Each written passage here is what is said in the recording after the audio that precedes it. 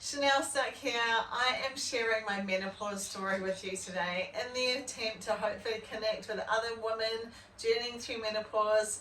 I truly believe we're here to connect with each other and help each other along. So I'm sharing some of the things that I have done to get a hold and control of the menopause symptoms, and hopefully by sharing that with you guys it might help someone else out there. And I would love to stay connected, so I think it would be awesome to, create menopausal friendships. May sound silly, but I didn't know anything about this when it hit me 2 years ago, and I have really had to dive in and learn a lot to really get myself back on track. So I would love to connect with anyone else that's journeying through, and I do believe sharing is caring, so I would love to hear from anyone else. If anyone has discovered things that are working for them. At the moment, I'm managing my menopause naturally, and hopefully I continue that way. I guess I'll just find out. But I'm going to share today the things I have changed. I have made quite a number of changes. So firstly, it's probably just a little under 2 years ago, I started having menopausal symptoms. Did not know anything about menopause really, apart from the fact I'd heard about hot flushes, and I'd seen my mother kind of travel through it, not wonderfully, and she seemed to go through it for like 10 years, and I definitely did not want to do that. So I didn't really know any more than that. To be honest, I really had to dive in and learn a lot. So for me, I started getting heart palpitations. I really struggled with my training. I usually train 5 or 6 days a week, CrossFit style training, and I just did not feel good at all, like kind of heart palpitations. I actually remember stopping doing a workout, just going, something's wrong, and then not recovering from training, and then of course the hot flushes started. So I went to the doctor and got my blood tested, and it was confirmed that I was in menopause. However, in saying that, I have heard a number of people that have gone and got their blood tested and it doesn't come back conclusive. So from what I gather, the hormones really can fluctuate, and it doesn't sometimes give us a clear indication of whether we're in menopause or not. So really, I suggest go on the symptoms that you're having more than whether you get a blood test done or not. I happened to get one done and it confirmed it, which was, I guess, really helpful because I don't get my periods. I have had an ablation. I had that done maybe 3 or 4 years ago, and I have a Mirena put in at the same time. So I did not get my period, so I didn't have that kind of notification to tell me whether things were happening or not, which can be actually quite tricky. So that's kind of the background, and I dived in when I got the results because things started going haywire, like the hot flushes, like waking in the night, not being able to sleep properly. I couldn't train very well. I wasn't recovering from training. I felt like I had brain fog. All these things started happening, and I was like, this is not good. So I kind of dived in and did do a lot of research and started testing out different things. So I'm going to share with you some of the things that I do. I am currently not having any menopausal symptoms, so the things that I'm doing are working. And what I have also learned is that it's a very unique journey. So I'm just sharing with you my experience, and I do help other women along the way. And but we kind of have that open communication where we really need to take this on and test things for ourselves to see how things go for the individual. So one of the things that was super helpful, because I found what happened with menopause when it started was all of a sudden I started getting this belly fat that came out of nowhere. Hadn't changed my training, hadn't changed what I was eating. All of a sudden I just started getting this belly fat and bloating and everything that I didn't know how that happened. So intermittent fasting is something that I really believe in, and I do, and that combined with these exogenous ketones have been a game changer. So they also have been the way I've got rid of the belly fat, and I can tell you more about that in a second. But but there's a reason for that. So what I found is that insulin becomes super important. In menopause, what happens is the insulin basically is the fat storage hormone. When we are eating carbohydrates and sugar, it spikes our insulin. Insulin's the fat storage hormone. Next minute we've got belly fat piling on. Even if I wasn't eating tons of carbs, but it just, obviously any spikes in insulin seem to start that reaction happening. So intermittent fasting keeps our insulin low. It also helps us use our fat for fuel, which is really good when we're trying to get rid of the belly fat, which was what I endeavored to do. And so what I will mention is the reason I use the exogenous ketones is not only because they actually have the benefits of all the things menopause robs us of just naturally, they really are an awesome tool for fasting. So they not only manage blood sugar and help keep insulin low by themselves, they also have an appetite suppressant. So when we're fasting, they help keep us satiated so we can kind of fast for longer. They actually are a fuel source for our body, so we can have them while we're fasting. It's actually like a natural energy source for our body, and that natural energy source stops the cortisol response that fasting might give us if we weren't using the ketones. So that's why you hear some people say fasting isn't good for menopause. However, with this tool, it really works wonders. And this just keeps the cortisol out of the equation. It gives your body natural fuel. I like to train fasted, so it gives your body energy, keeping you in that fat burning zone. So this is amazing. What it is it's actually a biohack for your body.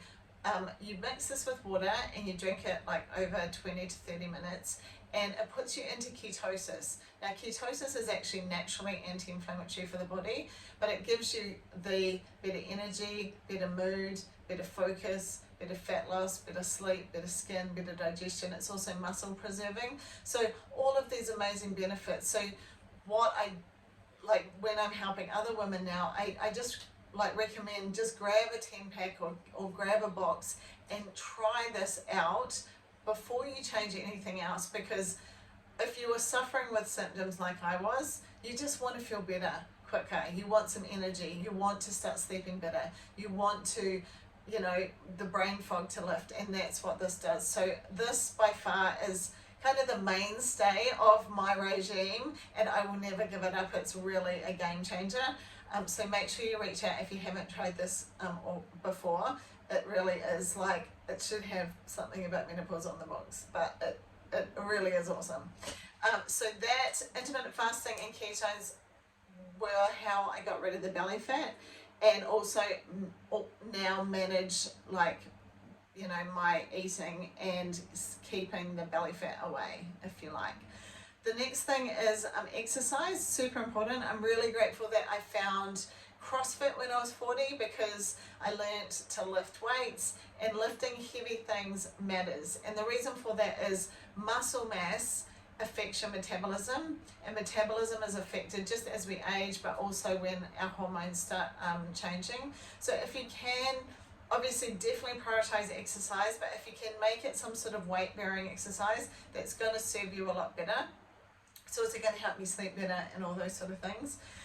Now, and something that you can do right today that is quite easy is adding more water to your day. So I prioritize a minimum of 3 liters of water today, usually more, like 3 liters is like the minimum. And the reason for that is, if you are experiencing menopausal symptoms, you will know your thermostat is all over the show. And my analogy with it is like a radiator. When our radiator overheats, we give it water to cool it down, and our body is the same. So I'm just like, smash the water. It really is going to help just flush everything, keep your temperature down. It's something really simple that we can easily forget. So you can do that right today. Go and get yourself a glass of water and get that happening.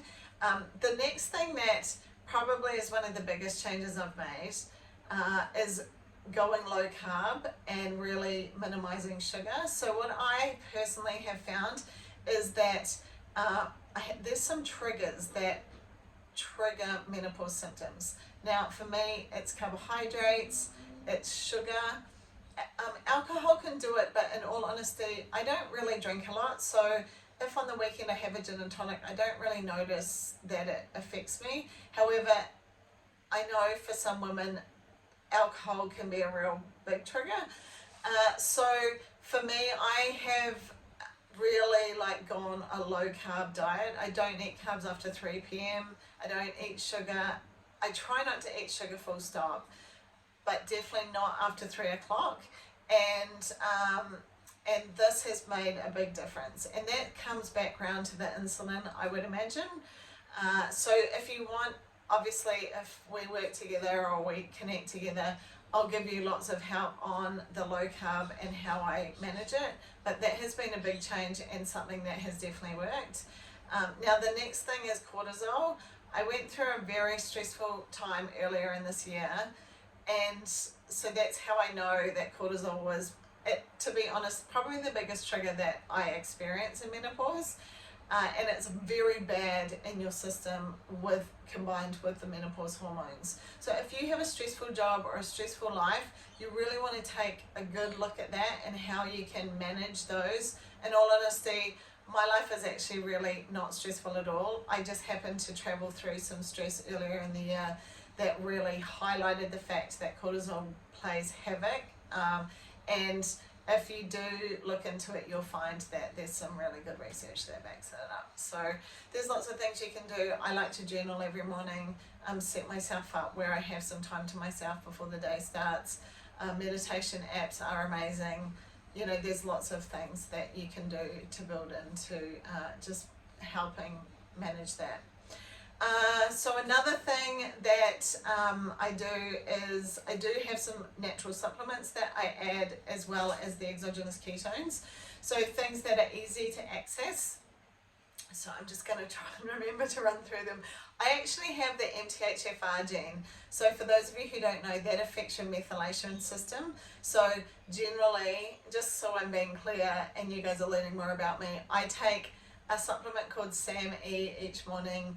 I take vitamin B, which is methylated because of my situation, and also zinc. So those 3 things I need to take every day. So I would just say vitamin Bs would be an important thing to take. I just have to take a special version of them. I also take fish oil, and that has made a big difference. And I also take evening primrose oil at night and magnesium. So, I do take one other thing. We have a product called Signal OS, and it has some ashwagandha in it.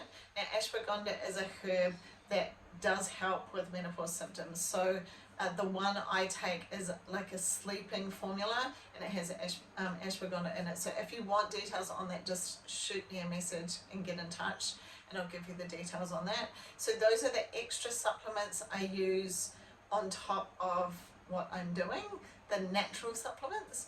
And then I mentioned sleep. The other thing that I get asked about a lot is bloating and gas.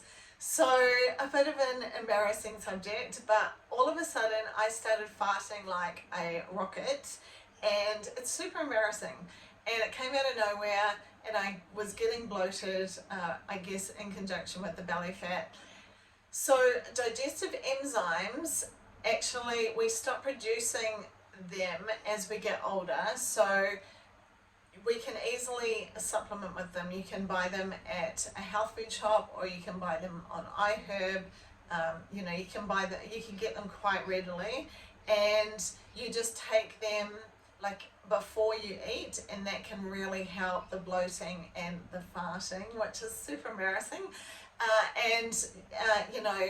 It's an easy way to help fix that. The other thing I will mention is that, funnily enough, when the menopause hit, I really started struggling with what I was eating and my digestion.